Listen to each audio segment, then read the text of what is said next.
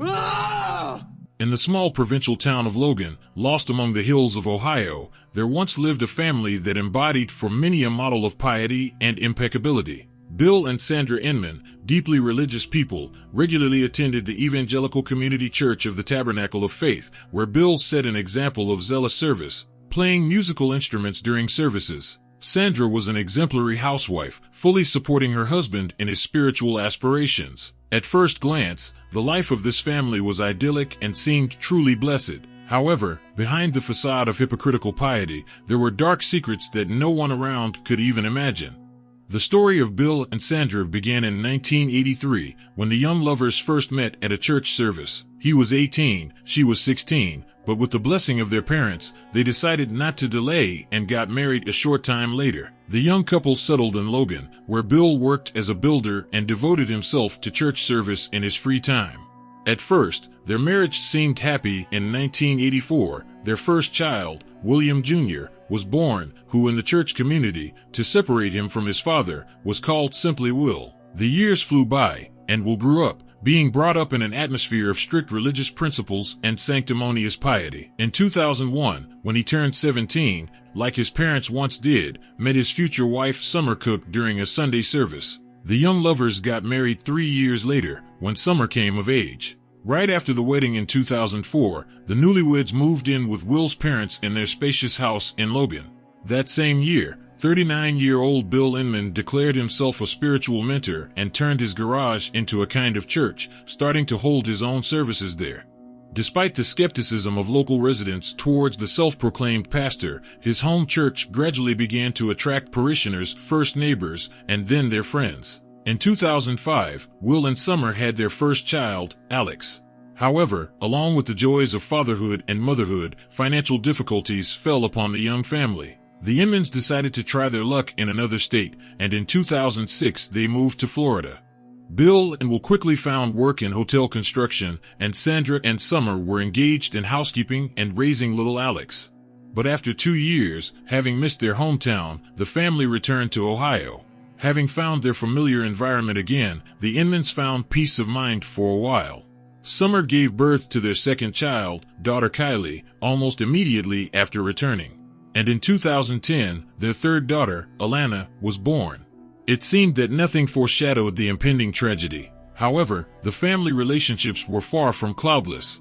Sandra and especially Bill began to show their despotic nature more and more, trying to completely control their daughter-in-law's life. Summer was forced to obey the dictates of her mother-in-law and father-in-law in everything, losing her right to vote even in the most intimate matters of family life. Sandra and Bill decided when and how much their daughter-in-law should sleep, what and when she should eat, how to run the household, and manage her personal time. They literally kept Summer locked up, taking away her mobile phone and house keys, forbidding her to go outside without their knowledge and supervision. Summer suffered most from the pathological jealousy and suspiciousness of her husband Will.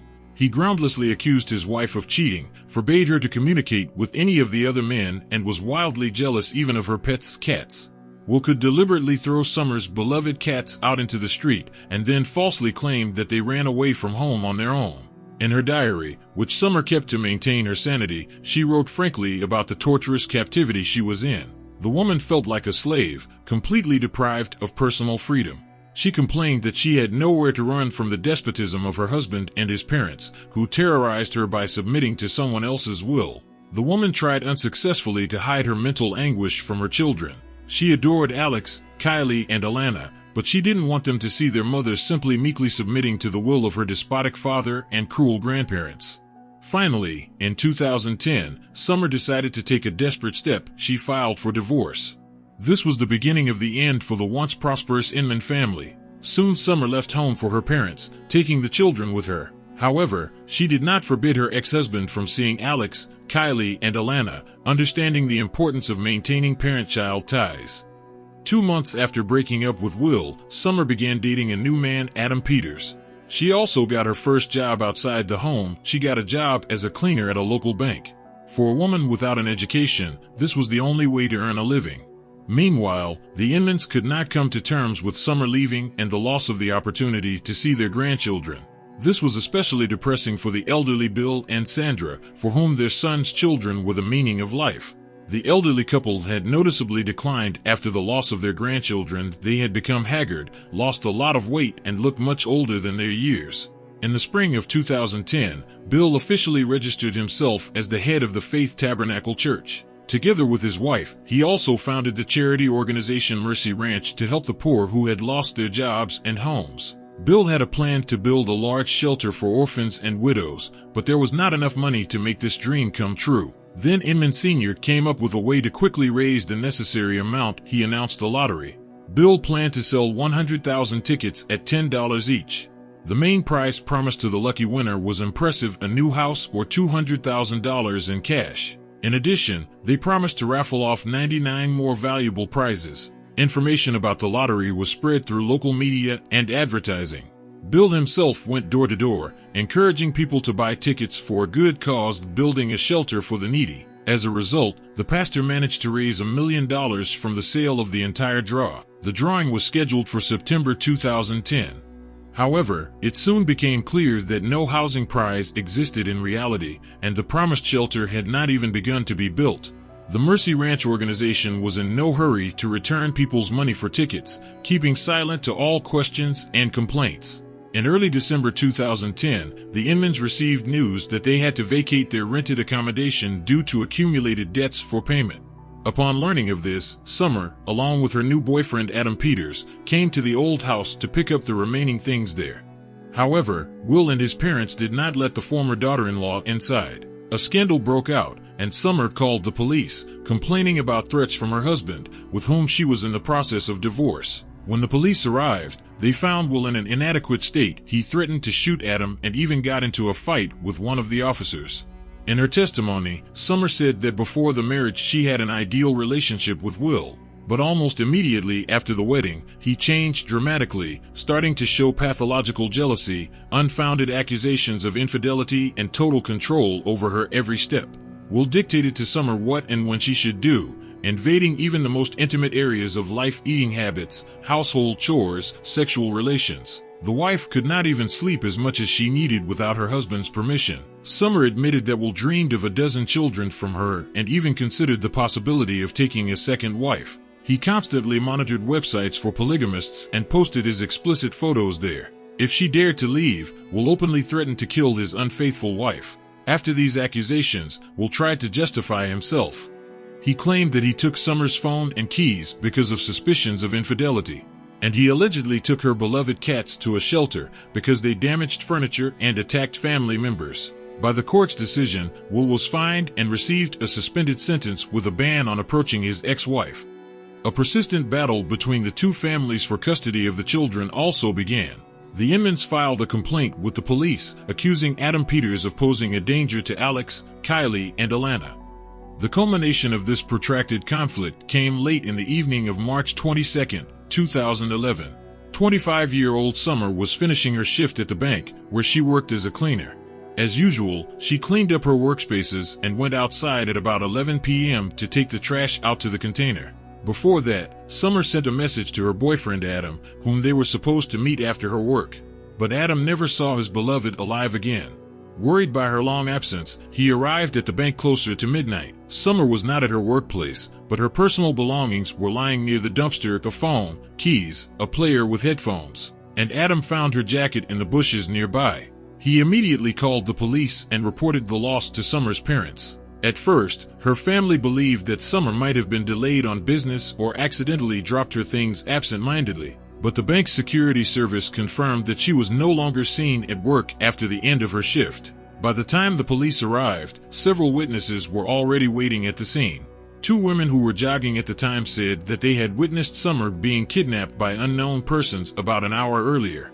According to eyewitnesses, when Summer approached the dumpster, a white Ford Crown Victoria pulled up next to it, from which two men in black balaclavas jumped out. They grabbed the woman, twisted her arms, and forcibly pushed her into the car. Summer fiercely resisted, screamed, and called for help. However, for some reason, the police were extremely skeptical about their testimony, considering it a fabrication or a prank. A whole precious hour was lost before the police finally sent a squad to the scene of the alleged crime. Unfortunately, by that time the kidnappers' trail had already gone cold, and the chances of finding Summer alive were rapidly melting away. The news of the disappearance of the 25-year-old woman instantly spread through the local media.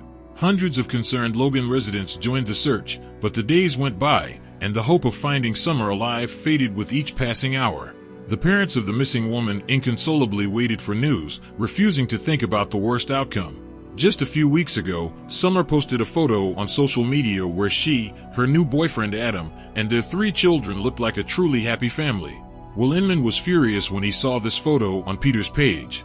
There had been a silent confrontation between him and his ex-wife for a long time. It turned out that Summer met Adam before she decided to divorce Will. In the spring of 2010, Peters got a job as a gardener and guard for the Inmans, looking after their house and the surrounding area. The meeting with Adam was the beginning of the end for Summer and Will's marriage. The woman realized that she wanted to be happy, to love, and to be loved in return. That's why she decided to get a divorce. Just 5 days before Summer disappeared, Will tried to get a reduction in the amount of alimony in court. He did not want to pay his ex-wife $150 for each child monthly and asked to reduce the payments to $50, since his annual income at that time was only about $6,000. That is, $500 per month. Will, along with his parents, also tried to challenge the right of joint custody of the children granted by the court, seeking their sole custody. However, the judge rejected these claims. For Bill and Sandra, separation from their grandchildren was a terrible blow, because children had become the meaning of life for the elderly couple. Exactly 1 week after Summer's disappearance, on March 29, 2011, Sandra showed the place where they hid the body. The bloody remains of her former daughter-in-law were found on the grounds of the very same Faith Tabernacle Church where Bill and Sandra had once been married and where her husband had attended services for many years. Summer had been thrown head first into an abandoned well in the churchyard. When the police removed the concrete slab of the well, the sight that opened up shocked and disgusted everyone. At the bottom of the structure lay Summer's mutilated body with characteristic signs of asphyxiation on her throat.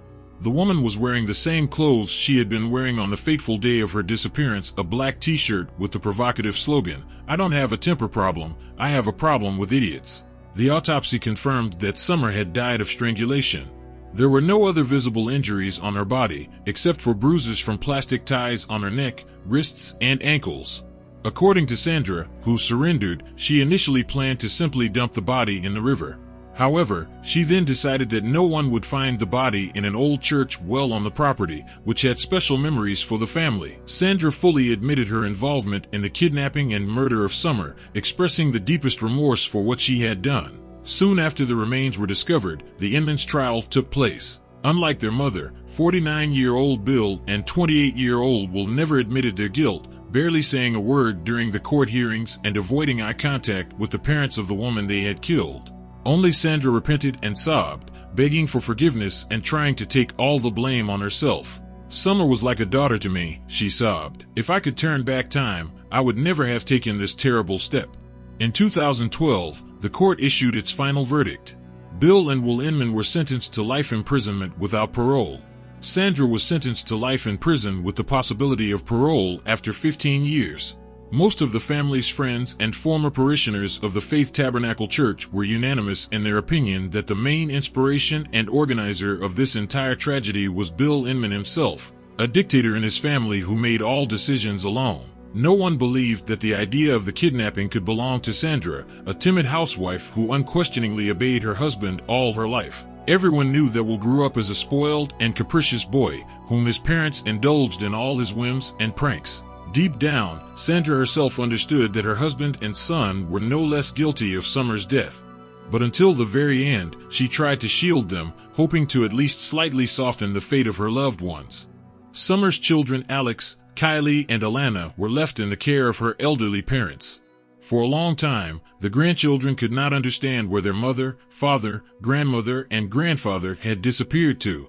This tragedy completely destroyed the once prosperous and, at first glance, exemplary family. The Inman story is an example of how years of hidden anger, jealousy, and an obsessive desire to control every step of a loved one can lead to the most monstrous consequences. Bill and Sandra, who were the embodiment of family values and piety for everyone, in fact turned out to be real domestic tyrants in relation to their daughter-in-law. Summer became a victim of a toxic relationship in which her will and desires were constantly suppressed, and attempts to break free cost her her life. Will, who grew up in this stifling atmosphere, never learned to compromise, turning into a weak-willed puppet of his parents. His unhealthy obsession with getting his ex-wife and children back at any cost ultimately turned against him. After the verdict was announced, Summer was buried in the same cemetery where her grandmother was buried many years ago. Now two graves, separated by decades, are reunited in eternity. On Summer's tombstone, relatives carved a touching epitaph: "A loving mother, daughter, and friend, taken from us too soon." Adam Peters, who lost his beloved in such tragic circumstances, could not recover from the shock he experienced for a long time. He devoted himself entirely to raising orphaned Alex, Kylie, and Alana, whom he sincerely loved as his own children. Several years later, Adam finally decided to tie the knot with another woman. But he never forgot Summer's children, surrounding them with the same paternal love and care that their deceased mother had once given them. Summer's elderly parents, who had taken on the difficult burden of raising their grandchildren, spared no effort to compensate the children for the loss of both biological parents. However, with each passing year, the elderly couple's health inexorably declined. When Alex turned 18, he and his sisters moved into a rented apartment, no longer wanting to burden their elderly grandparents. This is my version of the tragic story of the Inman family, which befell them for a serious crime, the murder of Summer. Thank you for watching. I would be grateful if you like and subscribe to the channel. There are many more stories ahead. See you.